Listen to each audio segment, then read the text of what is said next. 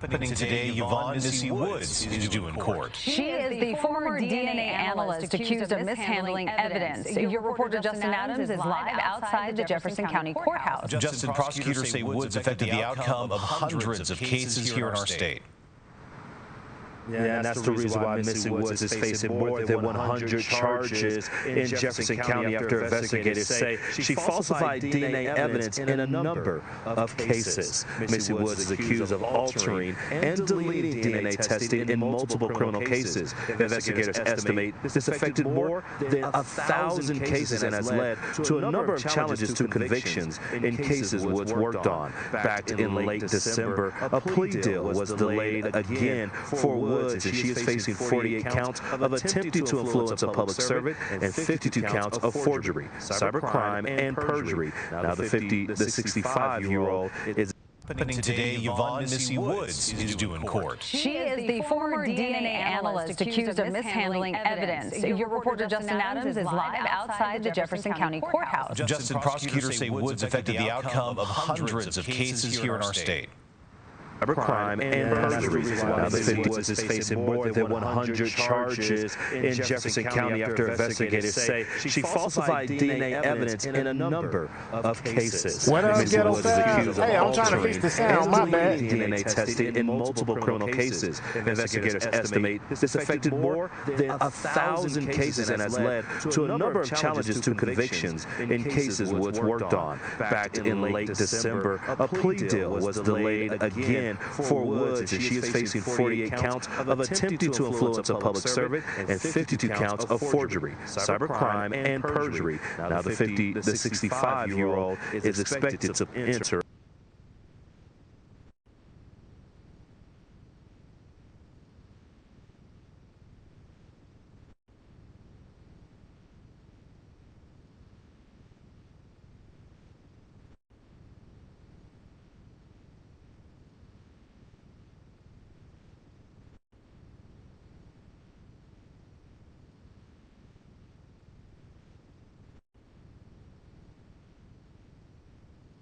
Let me see what's up with this sound. This shit is crazy. I never had a sound issue like this. Wow. Happening today, Yvonne Missy Woods is due in court. She is the former DNA analyst accused of mishandling evidence. Your reporter Justin Adams is live outside the Jefferson County Courthouse. Justin, prosecutors say Woods affected the outcome of hundreds of cases here in our state.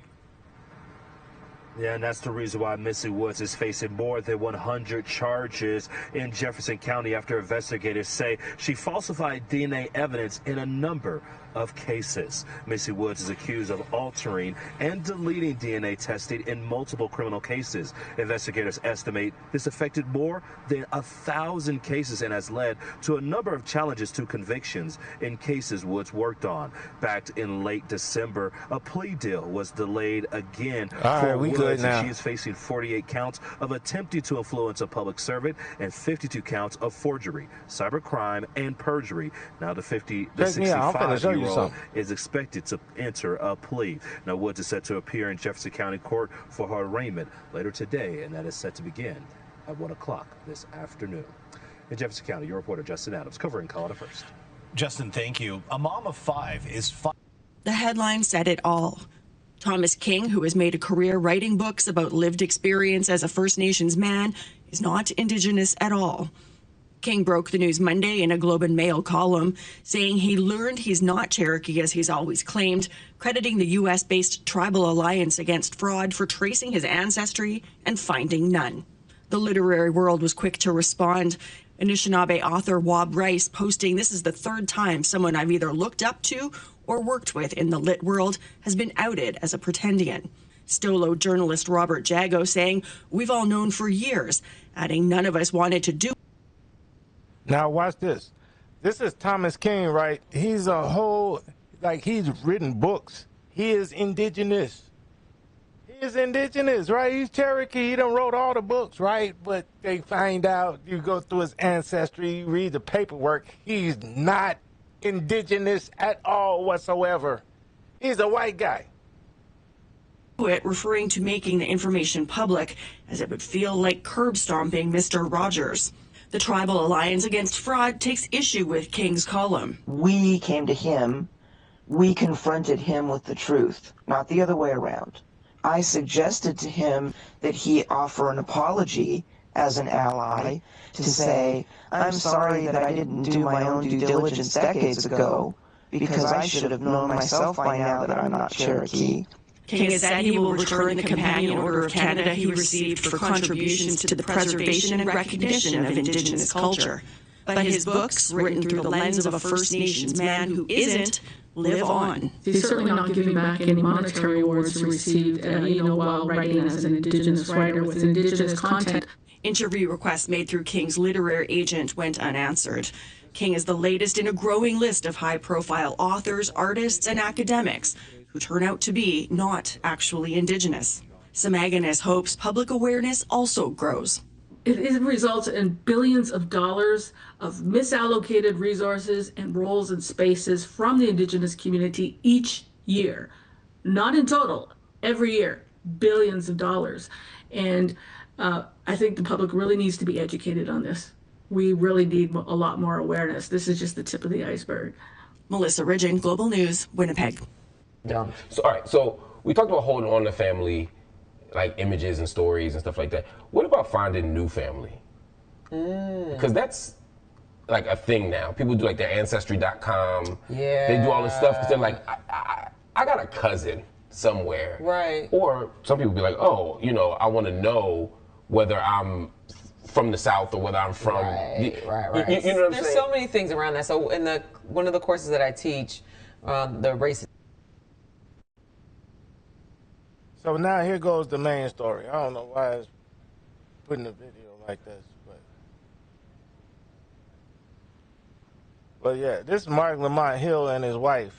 I'm surprised he has a wife, but this is the main thing, right? So I showed you the DNA and how people can fake the DNA. That Missy Woods, she can do that by herself and fuck up over 1,000 cases by herself in Colorado. But they want us to take DNA tests and say, oh, that's who we are. I'm not going for it, especially if you got racists like Missy Woods or the other person down in Mississippi, that medical examiner who's involved with so many bogus cases. I can't do it. I can't follow y'all. So here go Marc Lamont Hill. This is the main thing that made me strange today. Marc Lamont Hill, he's talking to his wife. And they're talking about DNA and how DNA can't get you to nowhere. You can't find no living relatives or cousins or anything like that based on DNA. We're Americans. Ethnicity in multicultural societies class, I used Dorothy Roberts' book Fatal Invention, which I think I may have mentioned early in this show, but it's a fantastic book talking about the sort of construction and the sort of the idea of biological race, which is completely fabricated, right? And so she gives a really good breakdown. I wish she would update this book too, because I want to see, because technologies change, but the fundamental idea is that when people are doing those, oh, I'm 13% Black, African, almost all of that is bullshit. Absolutely. That shit, that is. I wasted my 99. I know. Now, there is a difference between finding actual ancestors, right? Where so like this one's like your third cousin based upon your actual genetic makeup, in terms of the actual coding of your DNA, versus them saying like some kind of percentage. That is a statistical grouping that they've essentially constructed. They made up groups. They found like they've taken samples from random places and then they sort of put them and say like, all right, you're all are Nigerian because the samples that they pull from those places. But if they're not doing a representative sample of all locations, and that's why certain places you won't pop up as much, and they tend to like not do places where they think there's more mixing. So like the North Africa, Middle East, and things like that. Got you. Okay. So in 2012, 2013, I paid $100, and I found out that my family was from Senegal and Sierra Leone, that I was the Mende tribe, and all of that. You say that's just a waste of my money? Yeah. It's now again, unless technology has changed and people have now started to actually do representative samples of all of those people everywhere, and now a lot of those communities are not giving up their DNA. which none of them really should. Don't give your DNA. None of, like, I mean, like, then that's the thing. Right, like that. But unless they're doing that, you actually don't know, because then they start just, again, they group whoever's near. You know, so it's like, all right, we don't have things from that one, so we'll just say anybody that does this, that comes up with this. And again, what they're just doing, they're also just looking at allele frequency, which is a whole thing, and clines, and they're looking to see what mutations may have happened during, you know, in terms of movement. But the reality is that the greatest genetic variation between any group is between people within that group. It's just a whole thing, and the greatest genetic variation is in Africa. So like people who are across, you know what I'm saying, like across the continent have more variation than they do with people from Europe, from Asia, and things like that. So if I'm from Africa, it's going to be really hard to figure out where in Africa. Well, yeah, there's just so much. That's where, again, the genetic variation is so small. So as people are sort of looking at these things, we're like 99.99% exactly the same. We're closer, we're more similar to like chimpanzees than we are to one another. It's like a whole weird thing when you actually get. People tell me that all the time. There's just so much that people just don't understand about, because I see what you're saying. made race biologic. And again, the problem with this too, we talk about the health and wellness, is that all these race diseases, bullshit. So just the difference between a black person and a white person, scientifically, biologically, is almost. Because what the fuck is black?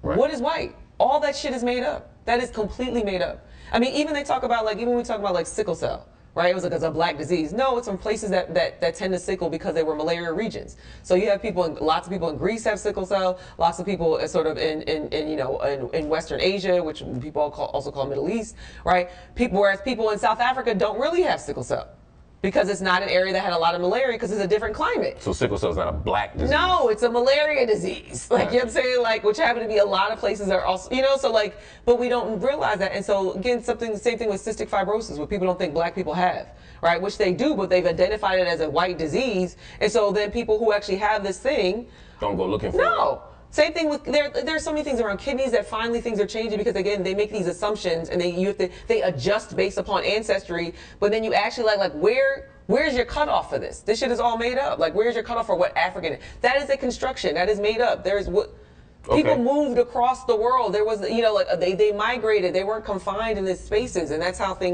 you get these sort of genetic. Now, granted, there's some places that have been isolated and maybe those mutations are more frequent, and that's what those things are kind of picking up on.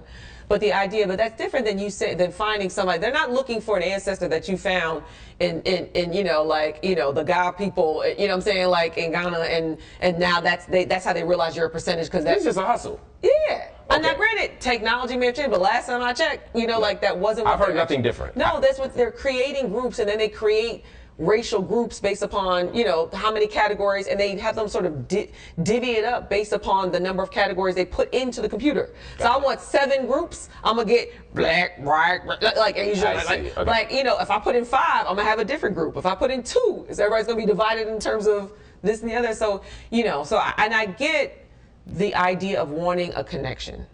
And this is the thing too, as particularly people who are, from the African diaspora, who have been sort of disconnected from our sort of ancestral, heritage based upon the history of enslavement.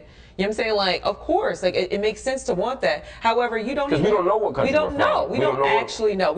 So this felt like, for me and for a lot of us back then, that if I could just give them that swab, pay my money, I could find out answers. The country that I was from, the country that we were stolen from, the culture that we lost. Right. Like, that was the idea, because when we do as we talk about this family stuff, a lot of it is figuring out who you are. Right. And I even had a little Senegalese flag, or Sierra Leonean flag, me, on my desk at HuffPost, because that's when I got the when I worked at Huffington Post. Yeah, they actually did it for free for me, but like, I had it on my desk and I started to collect stuff, and it felt good. And then the more I read, I don't understand the science the way you do. But I understood that what they were saying was that it wasn't real. Yeah, and the thing is, though, people hang their sort of like, their love of a space to that thing, or they attach it to that. When I sort of think about the way that, like, a Du Bois, right? W.B. Du Bois didn't really have he doesn't know if he had any biological, connection to Ghana, whether there were ancestors that were part of his lineage. In Ghana, but he fell in love with that space, and he adopted that space as his own, and that's where he passed away. Like chosen family. Yeah, it's a chosen family. You can do that. There are also places like indigenous communities and Native American communities. They are very opposed to that blood quantum shit. They're like, no, you are a member of this community when you have been, you know what I'm saying? Like, you have a history and you've been invited, but like not because they're counting how many ancestors. They're very opposed to that. Okay. And they're very opposed to the, you know, like, and this is the whole thing with Elizabeth Warren, if y'all remember, when she was claiming her native ancestry because she took some tests, and they were like, fuck you, bitch. They were like, that's basically what they said. They were like, you are not, because you don't get to be part of a group just by saying you're part, you know, like just by like doing some kind of biological, you know, some kind of test that isn't even necessarily real. And the test was janky too. And the test is janky. So like, there's no credibility and you have no connection to the community. So they really oppose that. And so as opposed to saying like, I am embracing a space that I fell in love with, I don't need to be connected, particularly because, I mean, when you actually get into genes too, only after a certain number of generations, you don't have any genetic connection to people, which is another thing that people don't realize. Like, it actually, there's a certain number of generations where you're not even genetically connected to people. And there are people out there who are scientists who can sort of break that down. But yeah, you don't carry the genes of the people for millions of years. You so Wilt Chamberlain and I don't share. No, I'm sorry. We have the height. I got the height. The height and everything. I confuse you two for each other. I get that a lot. You know? I get that a lot. Happens all the time. So there's another piece to this though, right? There's I'm trying to find my ancient ancestors.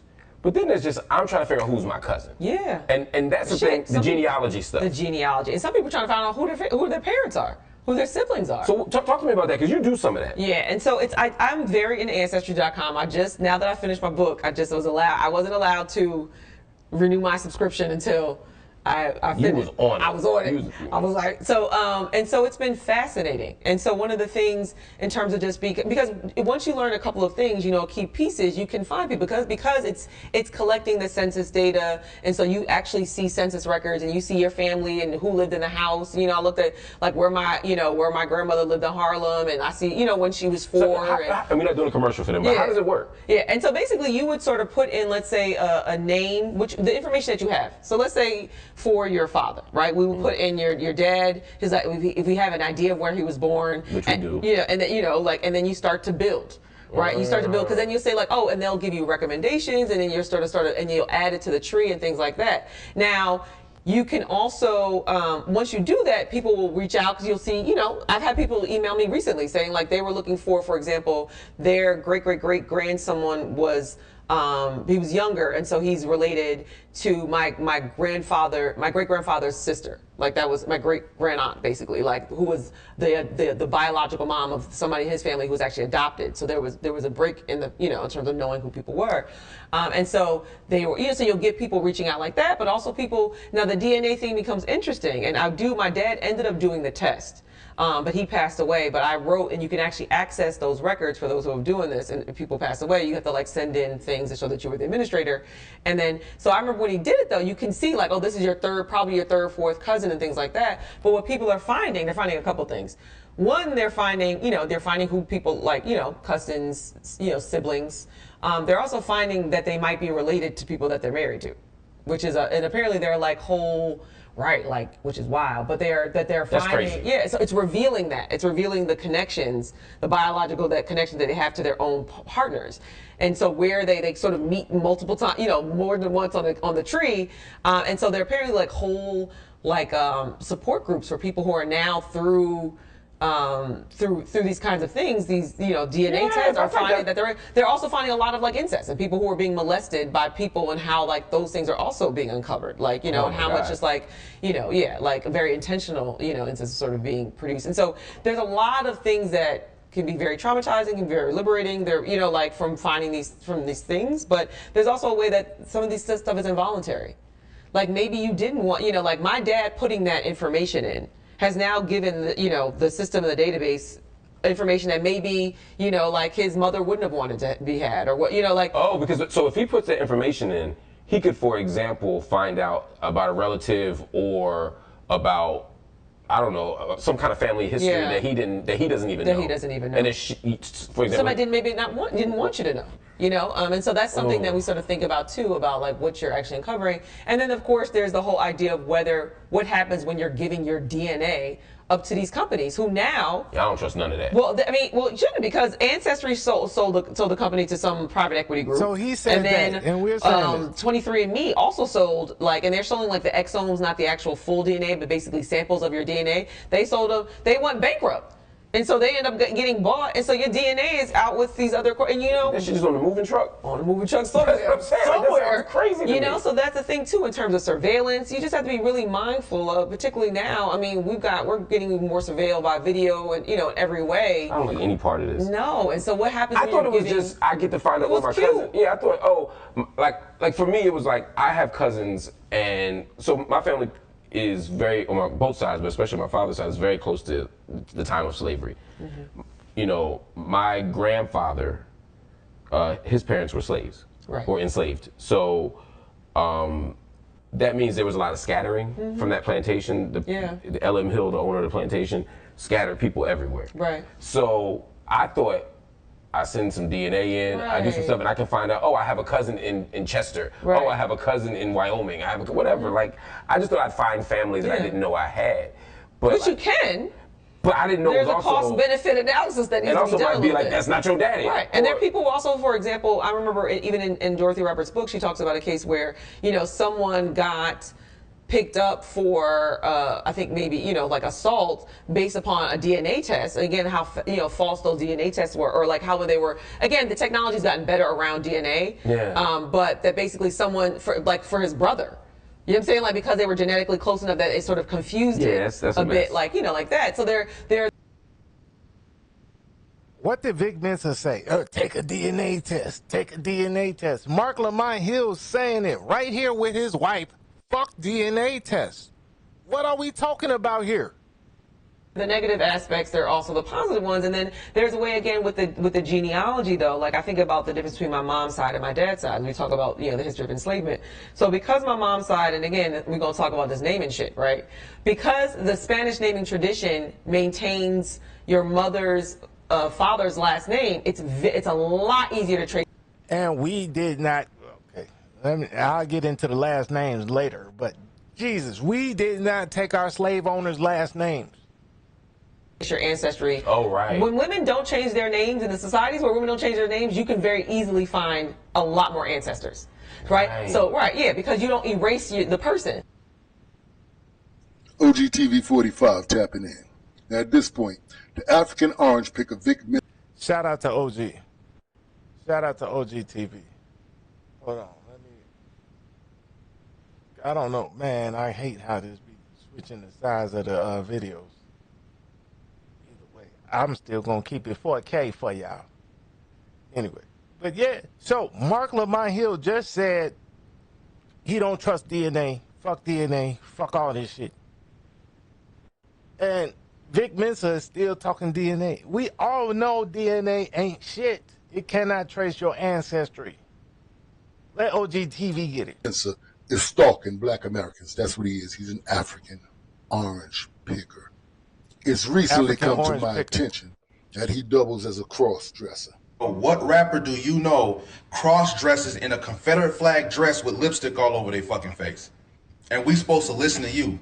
Stay your weird ass in your backyard and pick your tangerines and your oranges and shut the fuck up speaking on us. This is alarming for one reason. Not because he could potentially be part of the alphabet community. That's his own personal business. My issue is, if he's not part of the alphabet community, if he's not a fruit pop, then that's dangerous. That means he could potentially be controlled opposition.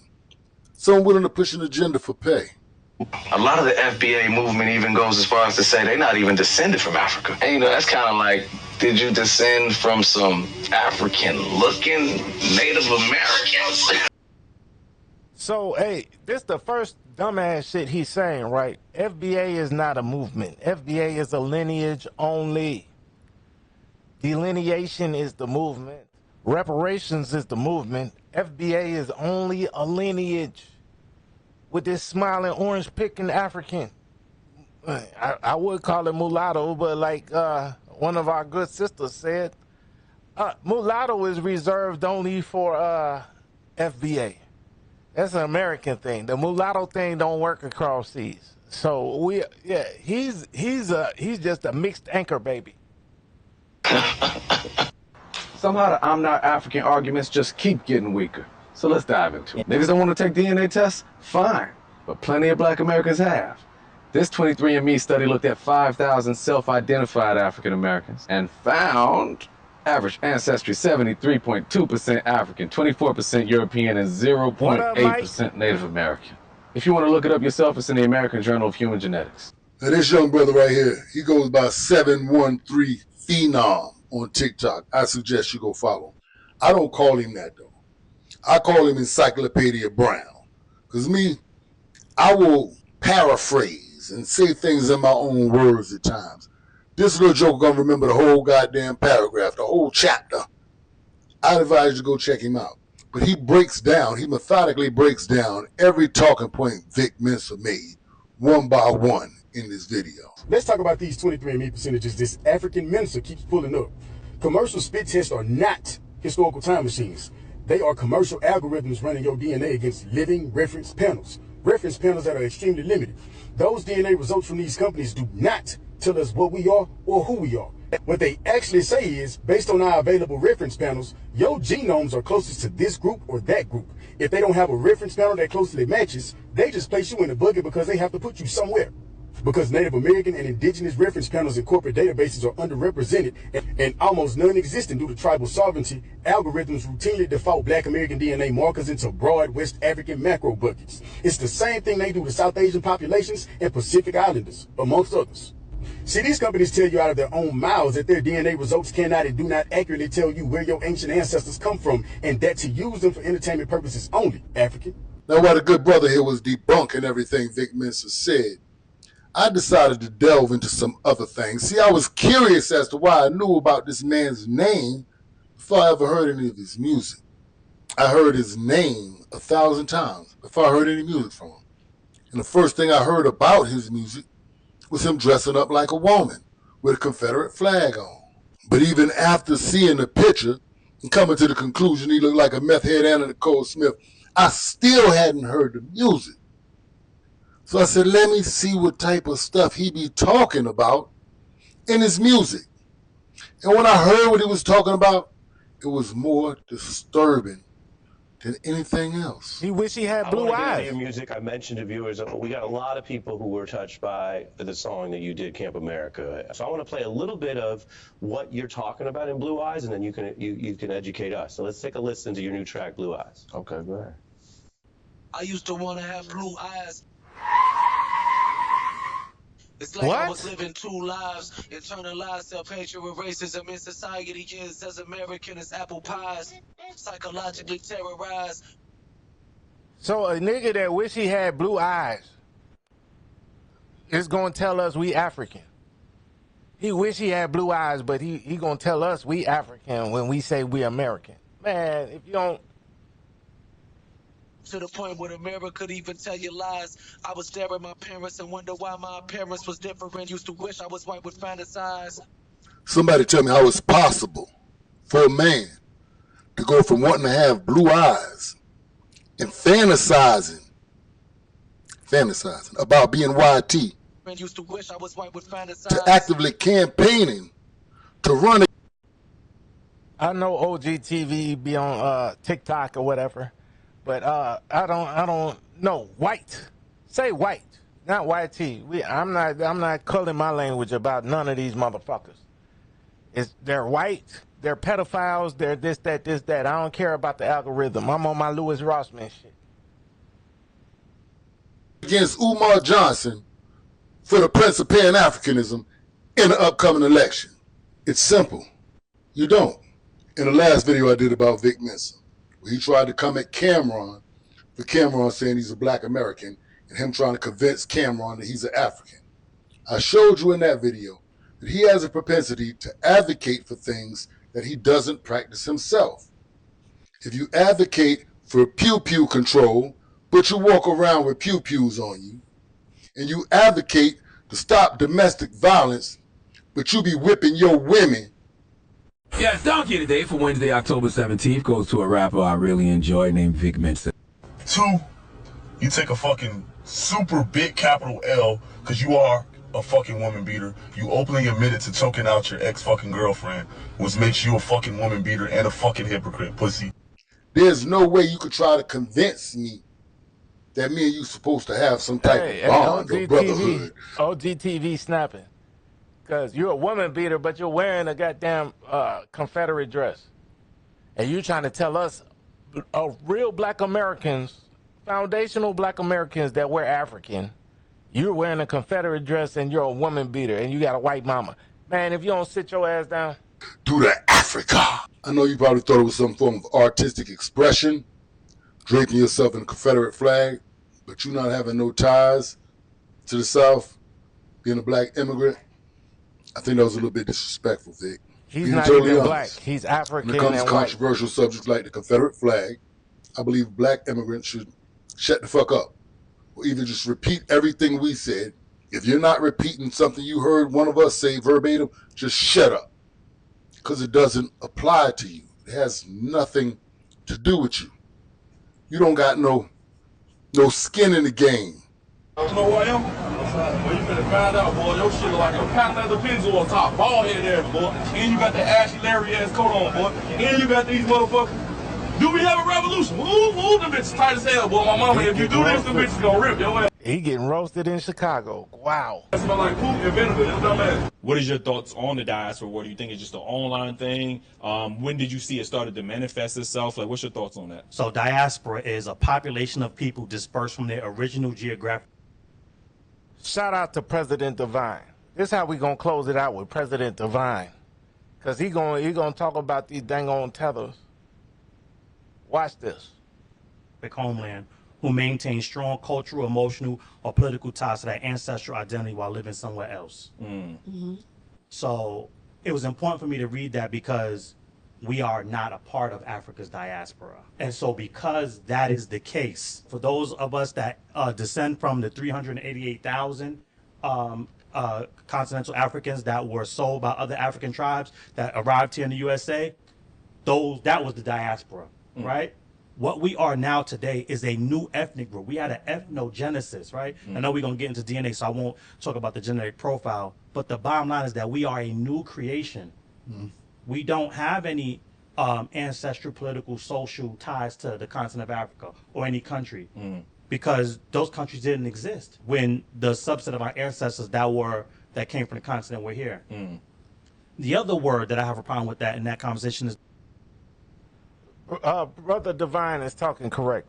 Those countries didn't exist at all. And let me ask y'all, please like and share. Please hit the like button. Hit the like button and share it with at least 10 friends if you can. And we'll get back to it. I ain't gonna be too much longer. I just pulling this, so dropping the information. The word war, right? A war requires two sides to be going at it, right? Sister Brooke told us that, and you know, you grew up here in New York as well, so you know for a long time we've always heard these racist tropes that the Afro immigrants have trafficked in, right? If you watched, you know, date myself a little bit, but if you grew up watching In Living Color, you remember that Hey Man skit, right? Where the Jamaicans had like 20 jobs, right? There was everything. And so it was funny, but in that skit was, oh, they work so hard, right? So, and that is kind of what that trope was playing on. And so we've always heard it, but we was like, you know what? Like, all right, let them believe what they need to believe, right? Like, and we just played it off, we played it to the left because, like I said, we didn't want to punch down on nobody, right? We know who we are, we know what we've done here. So there was no need to fight them on every little thing. It was like, all right, it was almost like when I don't know if anybody has siblings, but when you're the older brother or older sister, and you got that little brother, little sister, I think they could beat you. And you're like, all right, go sit down somewhere. Or if they hit you, you're like, all right, if I really haul off, I'm gonna get in trouble, one, but two, I'm gonna hurt you. So I'm just gonna let you. I'm not gonna hurt you. I'm not gonna hit you below the belt like you're trying to hit me below the belt. But you can only hit me below the belt because you can't reach higher than that, right? And so what's happening here is that they're framing us finally giving them pushback as a war, right? Because their conversations never changed. They've always thought it was a white country. They've always had this inferiority complex when it comes to us. They call us the main character. And they've always had these racist tropes that they traffic in. The only thing that's different is that now we're like, hold on, Pierre. Hold on, Tony. Yeah, I getting too carried away now. Right, hold on. Now you hold on. You know what? You're doing too much. Right, just the same way you would get on your brother or little sister if they went from hitting you below the belt, now they picked up a weapon. It's like, wait, hold on. That might not hurt as much, but it's gonna hurt more than what you've been doing. So I gotta check you also, because if you do that, then you could do everything else or do more than that. Right. And so it's not a war. and we're not a part of the diaspora. The diaspora war, right, is what's going on in the Caribbean right now, with Jamaicans expelling Haitians that don't want them there, right? A diaspora war is what's going on in South Africa right now, where you got them physically and violently getting Nigerians and Ghanaians up out of their country for whatever their reasons are, and that's their business.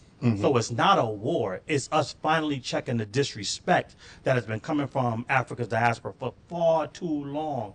And we're not, and you want to know why it's not a war? Because never once in our history, nor is anybody talking about it today, doing what the Caribbeans are doing to each other, mainly Jamaica and Haiti right now, but it mixes around and it kind of, flows to other countries. And what's happening in South Africa with the Ghanaians and with the Nigerians. We have never, ever instituted violence on anybody because they are Haitian, because they are Jamaican, because they are Nigerian, because they are Dominican, because they are Puerto Rican. We've never done that. Now, we've had beefs, but it's never been based on because of who you are. All we're saying is, look, you can't disrespect us any longer. And matter of fact, because of your disrespect, hold your own. You're going to have to do what you need to do for you, and we're just going to do what we need to do for us. And that's it. Drew, what's your thoughts? I agree with you what you're saying. I even think about it like that, because even if you think about just as Black Americans, it's like 1 versus 50. You know what I mean? We getting jumped. I don't know. You know what I'm saying? This fight is this war can't be fair. You know what I'm saying? And not only that, we got to go against the other people that's running the show. And I don't like to say their name, but it sounds similar to my name. But it's just an uneven fight. So, I mean, I think they are mad that we are voicing ourselves, but I think it's been like this from the beginning of the time. I just think that with the platforms of social media, we can actually hear them and they feel confident about, it's just like when somebody's getting jumped at school, right? You know what I'm saying? Or you got this little person that you think, okay, I'm gonna get them. And now even the people that wasn't tough want to then jump on them too. You get what I'm saying? Yep. So when you're just like, hey, I don't want to, you're not looking for violence. You're just looking for equality. You know what I'm saying? Like, you cool, I respect you, go about your business. And then it's like, oh, well, you ain't say nothing when this person did something, I'm going to do it too. So it's just more like a gang on thing. And I don't want to sound like a victim as a Black man, but it's just like, we're not trying to resort to violence. We just, because I think a lot of our moments, we uplift everybody that's here. From the Jamaicans to all the Caribbeans, we embrace everything about them. That's what they do. We do everything for them, and then when we say we're not going to do it, oh, you hate us. We don't hate you. You try to take my gun. You jumping us. What the fuck? What you want? What you expect me to do? I'm not finna fall to that. Loved and supported them, and now we're just tired of the disrespect. And just to piggyback real quick, I ain't gonna be long. Yeah. But just that last point you said is part of the reason why, because you had asked, well, how can we keep putting money into other people and not just ourselves? Is that reason right there. We never had a problem sharing the wealth or sharing the love. So I'm saying, it's really out of our character to be how we're being right now. But it's almost like it's a means of survival now, because we can't be how we used to be. Because like Sister Brooks said, they're using our love and killing us with it. I don't think it's a diaspora war. I don't think. Never in recorded history have you anything that's in books of foundational Black Americans invading someone's country or so and to claim cultural dominance. That is not true. I think what's happening is Black Americans are finally deciding that we are going to put shit in check. We're going to set boundaries, and you're no longer going to disrespect us. You took our kindness for weakness, and that's what's happening. And I think the reason why foundational Black Americans are responding so aggressively is because for the past 60 years we've just been letting stuff slide so long, just letting it slide. So we're just like, hold on, wait a second, no, we're not going to do this. Listen, I know someone said, oh, you guys don't have the same energy for the white man. No, that's not true. We always put a mirror up to white supremacy. We always have. We are just saying we are not having another colonizer. That's what's happening. So again, yeah, we are getting jumped, but two things can be true at the same time, where we are fighting white supremacy, and we're also, hey, we got to put y'all in check as well, because you guys coming, you aligning yourselves with them. We thought we had a sister and a brother. Now, don't get me wrong. I'm not going to say everyone. Yeah. But we are dealing with the collective. That's the thing. You know, we're not talking about individual relationships. You know, I have in my life, I have people of Caribbean immigrant descent or so. And I love them. And I have this conversation with them. I'm like, listen, if you want to stand with me, then fine. That's it. You know what I'm saying? But this is not about you centering yourself, because this is our time now. And we have to do for ourselves. So yeah, this is not a diaspora war. It's just us responding, and it's being labeled as a diaspora war. So whenever I hear the term diaspora war, I never hear it from a Black American. So that's something right there. And I love that you dropped the definition of diaspora, because that's not something we're doing. I think anytime I hear non-Black American people get upset, a war has to be fought both ways. We're just saying, I'm not from Africa. Oh, you so and so. That's disrespectful. Yeah, like, and then our response be, but I'm not from Africa. And we'll just keep repeating then we go so far as to be like, okay, well, this is my lineage. My mother from Virginia. And then, oh, fuck you. Like, it's like, so it's very obvious that the war it's not a war. It's a fight. And it's a one-sided fight that Black American people, when we dealt with white supremacy, the nature of us was to never turn up on white people. We come together. So why would we do it to you now? Why are you so important? Why are you so different? And you ain't even got the power white people got in America. What I think it comes from is when Black media control is so important. And we don't put enough power into it. And the reason I say that is because if you're in another country and you turn your TV on and you look at what is the culture of America and all you see is white people, you ain't even going to know what white supremacy really look like. You're going to think, well, America is this. And that's why when I talk to white people, those are my favorite people to disrespect sometimes. I'm not going to hold you. And so when they say disrespectful shit, like one time a guy called me a black bitch. And I said to him, I said, what's your ethnicity? He didn't know. He said he was from Europe. You're a liar. You don't know that. I said, what's your culture? What they eat in Europe? I don't know. You know why? Because your culture is grilled cheese. Your culture is mullets and trailer parks. So because white America ain't shit, it has now put a stain on anything that's American. And we fall into that. So if you're coming here and you're looking at, if you're in another country and you're looking at all the shit that white America has done in other countries, all the confusion they cause, you ain't gonna like it. You're gonna come over here with a little chip on your shoulder, and you're gonna look at the people like us and be like, well, you stupid for even staying here. Look at you, you ain't got nothing. So I think it's large. A lot of it is a lack of education. It is a lack of Black American people specifically being able to run our own newspapers. We don't have, I don't think to this day we have a daily newspaper that's putting out the image that we want people to know about us. The news. Owned by, like, isn't it an African woman? Sure is.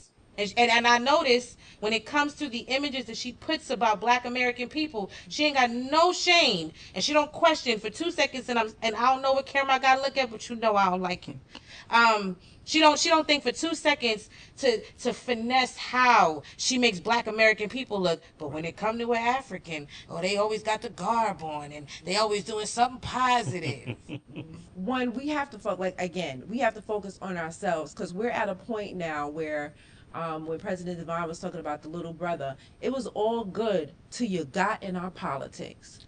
Now you are standing at the White. Look, Jean Pierre was the press secretary in the White House and had the nerve to fix her mouth and tell us that she don't agree with reparations. Who the fuck is she to stand in a position that she could never have if we didn't give it to her? And then tell us what we don't deserve in our country. You go back to Haiti and finish paying France since you want to talk about reparations. Then we got people like Byron Donalds and wherever state that is. I can't even remember this. And where? Florida. And Florida, sitting there telling us again, we don't deserve reparations. Then what's his name in Boston? What's the other two? Baltimore. Westmore and Baltimore, telling us that we don't deserve reparations. This is a problem. Okay, so this is the issue that we're having now. And so since you have infiltrated into our politics as we are fighting our oppressor on our land for what we deserve, for what our ancestors, what is deserved to us by birthright in the country we built, we are going to take you down tooth and nail. And to those of you that don't agree with those people, you're not taking them down. So don't fix your mouth to tell us how to take them down, because you don't take down the crooked leadership in your countries. And then you have the nerve to tell us how to do it over here. We don't have time for it. I don't have time for love. I don't have time for forgiveness. I don't have time to teach you. The time to teach was the past generation. Look back then. My big sis Keisha from Thorough Black Talk, they ran all types of Black History meetings every freaking week, where they would disseminate information and everything like that. And now, and look how 20-30 years now, you know what I'm saying, y'all still don't understand what it is. Y'all still don't know to get on code. Y'all still don't know that who your oppressor is. And another thing, y'all sit here and talking about, what America is. Understand, there has always been two Americas. There's white America and there is Black America. Since the founding of America, hence the name Foundational Black Americans. Since the founding of America, we have been here. Since they put pen to paper and belt to ass for independence, we have been here. They have had their America, remember, because it was literally legally enshrined in law for there to be two Americas. We're called Jim Crow. They was over there and we was over here. So you cannot tell us what America is. And if you had so much problems with what America has done to your country or other countries, why do you come over here and align with the very same person who did that to you in your country? Why would you do that? It looked like to me, if you had such a problem with it, you would come over here and align with the only people that are fighting them. And then when you were talking about being jumped, you goddamn right we being jumped. We being jumped by the white supremacists. We being jumped by the people that got that name, who also identify as being white. And we are being jumped now by Caribbeans and Africans. And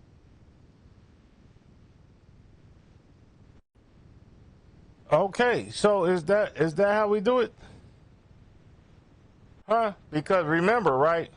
Happening today, Yvonne Missy Woods. This is where it all started. She is the former DNA analyst accused of mishandling evidence. Your reporter Justin Adams is live outside the Jefferson County Courthouse. Justin, prosecutors say Woods affected the outcome of hundreds of cases here in our state. Yeah, and that's the reason why Missy Woods is facing more than 100 charges in Jefferson County after investigators say she falsified DNA evidence in a number of cases. Missy Woods is accused of altering and deleting DNA testing in multiple criminal cases. Investigators estimate this affected more than 1,000 cases and has led to a number of challenges to convictions in cases Woods worked on.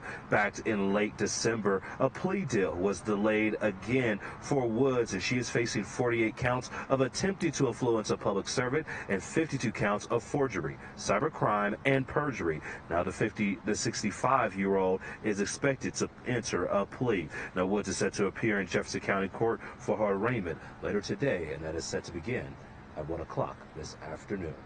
In Jefferson County, your reporter Justin Adams covering Colorado First. Justin, thank you. A mom of 5 is so now the headline said it. Happening today, Yvonne Missy Woods now is due we in go court. to this. What is your thought? So why is it wrong to tell Black Americans that they're African and need to be proud of that and accept it from a DNA perspective? Let's get into it. Vic Mensa opened up his video sharing the average DNA results for the Black American, with 73% African, followed by European and Native American. This is an autosomal DNA test. And people keep putting these DNA tests in Black Americans' faces like it's some kind of gotcha moment, but they don't read the white paper, the fine print for the DNA, autosomal DNA test. If you don't want to read the whole thing, be sure to read the reference panel. That's how they determine where you are from based off the DNA strand. So these reference panels tell us that the DNA test is an estimate, an educated guess. Under perfect circumstances, we would construct our reference panel using ancient DNA samples of our true ancestors for each person likely to be an Ancestry DNA customer, etc. Unfortunately, it's not possible to sample historical populations. We must rely on DNA samples collected from individuals alive today who can trace their ancestry to a single geographic location. Raise your hand if you're a Black American and been told that your ancestors come from somewhere in Africa.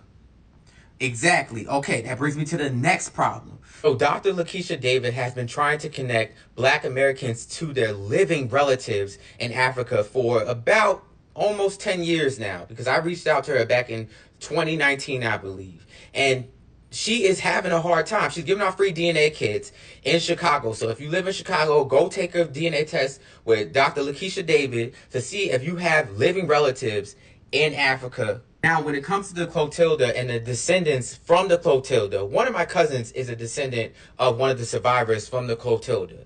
And even on his DNA test, he's not matching any living relatives in Africa. Now, let's take a step back further and look what Black Americans had to say before us. Langston Hughes said, "My ancestry goes back at least 4 generations on American soil and through Indian blood, many centuries more."